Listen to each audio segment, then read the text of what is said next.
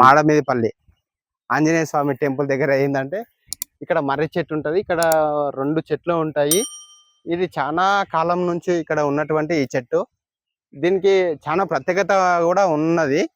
అయితే ఇక్కడ ఎవరైనా కూడా వస్తే చాలా అరిష్టం అయితే తలుగుతూ ఉంటుందంట. నిష్ఠతో రావాలి ఈ చెట్టు కింది కూడా.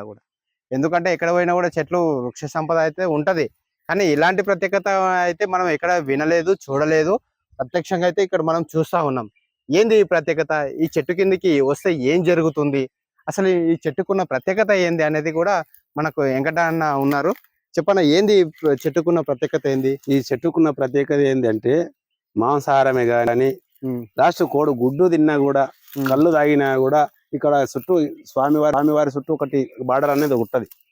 అంటే బార్డర్ అంటే వెనకటికి పెట్టిన ఇంతకు ముందు పెద్దలను పాత పునాది రాతి గోడలు కట్టిండ్రు. ఓకే. ఆ రాతి గోడల మధ్యలో ఆ బార్డర్ ఇతరుకి దాటి వస్తే కూడా ఈ స్వామివారి చెట్టు కిందికి వచ్చిందంటే ఈ చెట్టుకు పెద్ద తేనీగలు అని ఉంటాయి. ఆ పెద్ద తేనీగలు లేచి వాళ్ళని ఎంబడించి కరుస్తాయి. వాళ్ళు ఇక్కడ ఉండకుండా తరిమేస్తాయి. ఎక్కువ ఏమన్నా ఇంకా బలవంతంగా చేసినామంటే పూర అడ్డం పడేస్తాయి. అటువంటి ఈగలు ఉంటాయి. ఓకే. ఇటువంటి ప్రత్యేక చెట్టు ఇది. చెట్టు లేదంటే ఇంచుమించు 600-700 చెట్లు ఉంటుంది.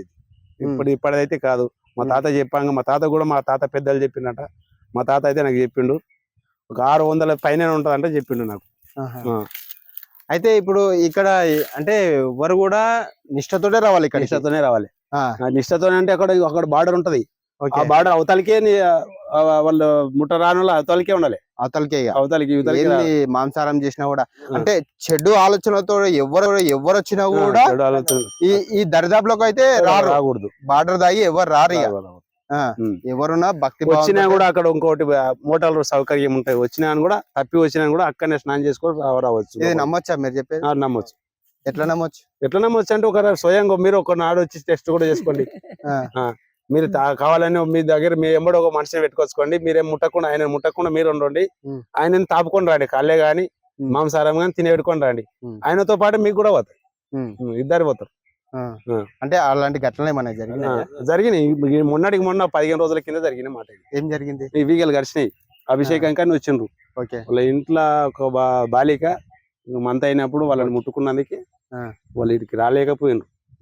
అయ్యవారు వాళ్ళిద్దరు దంపతులు ఇద్దరు పూజ చేసుకుని పోయినరు. అంతే. కాలు మంత అయితే కూడా వాళ్ళని ముట్టుకొని రావద్దు. వీడికి పూజలు బయటనే పెడతారు.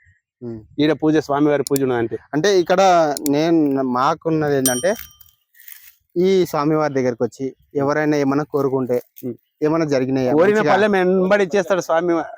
దీనికి తిరగలేదు. అలాంటి ఏమైనా ఉదాహరణలు ఉన్నాయి?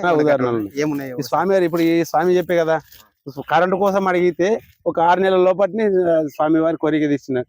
నాకు బల్బ్ వేయమంటారు, నేను వేతమని ఈయన మనసులో ఉన్నది.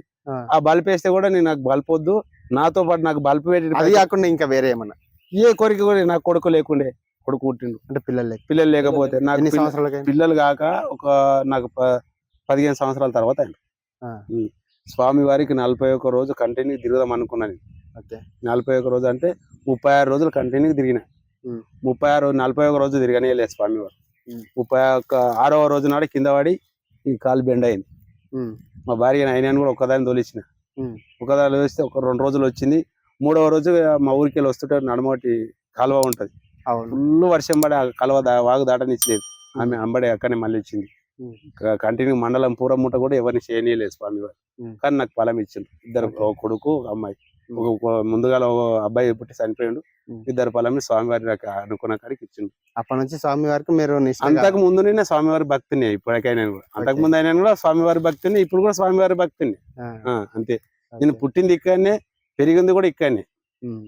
నా బాల్యం ఎక్కువ మొత్తం ఇక్కడనే. సో మేము విన్న కాడికి ఏంటంటే స్వామివారిని నమ్ముకున్న వాళ్ళు కూడా ఎవరు కూడా చెడు లేదు, ఎవరికి కూడా అపజయాలనేది లేవు, విజయాలే చేకూరినట్టు కూడా మాకు చాలా ముఖ్యంగా సంతానానికి అయితే ముఖ్యంగా. కానీ నిష్ఠతో రావాలి. ఓన్లీ ఈ పద్ధతి అంటే మళ్ళీ వేరే దగ్గర పోయి మంచినీళ్ళు కూడా తాగొద్దు. ఈ స్వామివారి దగ్గరికి ఒకటి వ్రతం పెట్టుకుని ఉంటారు కదా, 9 రోజులే గాని 11 రోజులే గాని 21 గాని ఇట్లా పెట్టుకుంటారు. రోజు కూడా మొత్తానికి ఏంటంటే పూజల్లోనే నిమగ్నం ఉండాలి. అలాంటి కూడా అపచారాలు గాని మాంసారాలు గాని ఇక్కడ కూడా మొత్తానికి మానుకోవాలి. ఒక హోటల్లో గాని ఒక పక్క ఇంట్లో కానీ నీళ్లు మంచి నీళ్ళు కూడా తాగొద్దు. ఆ దీక్ష చేపడితే చేపడితే అటువంటి నియమ నిష్టాలు ఉండాలి. ఓకే. సో ఇలాంటి అంటే ఇక్కడ ఉన్నటువంటి మర్రి చెట్టు కానీ కూడా ఇక్కడ ఉన్నటువంటి స్వామి వారికి కూడా ఇలాంటి ప్రత్యేకత ఉన్నాయి. ఇది కూడా చాలా మందికి తెలియదు. మన ఛానల్ నుంచి కూడా ఇవన్నీ చెప్తా ఉన్నాము. ఇలాంటివి కూడా ఈ ఘటనలు ఇక్కడ చెయ్యరాదు అన్నట్టు కూడా మనకి ఇక్కడ ఒకటి ఉంది. కాకపోతే మనము ఎందుకంటే భక్తి భావంతో మనం చేస్తా ఉన్నాం కాబట్టి ఇదంతరికి మేము మన ప్రేక్షకుల కోసం మన అందరం కూడా ఇంత రిస్క్ తీసుకొని మనం ఈ వీడియో చేయాల్సి వస్తుంది. ధన్యవాదాలు. చూస్తూనే ఉండండి శ్రీ బలాభిమన్యు. జై శ్రీరామ్. జై శ్రీరామ్.